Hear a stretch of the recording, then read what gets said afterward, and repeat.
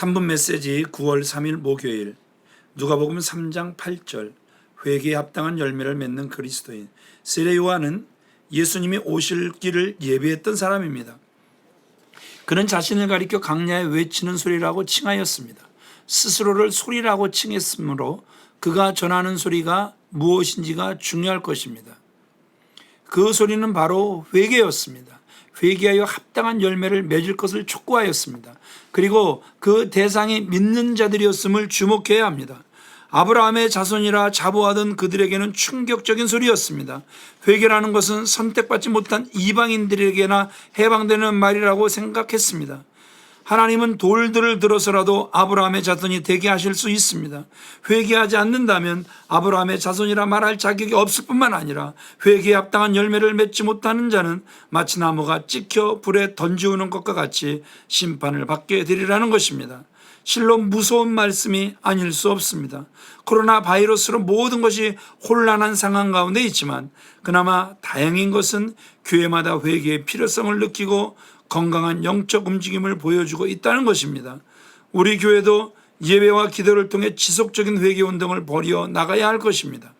회개는 고통스러운 일이 아니라 살기 위한, 살아남기 위한 몸부림임을 잊지 말아야 할 것입니다. 우리는 세례 요한의 강력한 메시지에 그러면 우리가 무엇을 하리까 하고 질문을 던지는 사람이 되어야 하겠습니다. 그러면 도대체 회개에 합당한 열매가 무엇인가요? 사람들이 무엇을 해야 하냐고 던진 질문에 주님은 세례 요한을 통하여 무엇을 말씀하셨는지 봐야 합니다. 이어지는 3장 11절에서 14절에 그 해답이 주어져 있습니다. 한번 읽어보겠습니다. 11절 대답하여 이르되 옷 두 벌 있는 자는 옷 없는 자에게 나눠줄 것이요 먹을 것이 있는 자도 그렇게 할 것이니라 하고 13절 이르되 부과된 것 외에는 거두지 말라 하고 14절 사람에게서 강탈하지 말며 거짓으로 고발하지 말고 받는 급료를 족한 줄로 알라 하니라. 우리는 자꾸 이상한 방식으로 회개하고 있는 것 같습니다. 회개를 앉은 자리에서 끝내버립니다. 교회에서 기도 시간에 회개하는 것으로 만족하려 합니다. 말씀에 의하면 이것은 진정한 회개가 아닐 뿐더러 회개에 합당한 열매 또한 맺지 못할 가능성이 대단히 높습니다. 회개는 정적인 것이 아니라 동적인 것임을 가르쳐 주셨습니다. 회개는 내가 가진 것을 가지지 못한 자와 기꺼이 나누는 것입니다. 상식선에서 판단하고 결정하는 것입니다. 이웃을 괴롭히지 않는 것입니다. 사랑하는 여러분, 진정한 회개를 통해 열매를 맺으시길 부탁드립니다. 지금은 갈등과 반목을 그치고 나라와 민족 그리고 이웃을 위해 기도해야 할 때입니다. 움직여야 할 때입니다. 지금 이 세상과 자들에게는 그런 그리스도인이 필요합니다.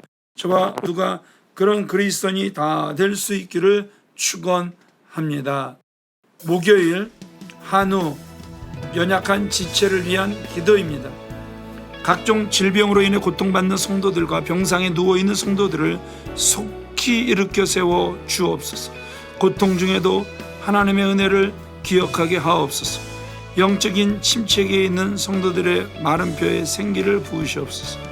그리스도의 사랑으로 넉넉히 이기게 하옵소서. 믿음의 성장이 멈춘 성도들의 길을 여시사 생명의 말씀이 들리게 하셔서 장성한 분량에까지 자라게 하옵소서. 네 번째, 연약한 자녀들이 말씀으로 무장되어 굳건한 믿음으로 세상과 구별된 거룩한 그루터기로 남게 하옵소서. 저소득층, 취약계층, 사각계층에 있는 죽은 영혼들을 우리 수원영락교회로 보내주셔서 단 한 영혼이라도 더 구원받게 하옵소서.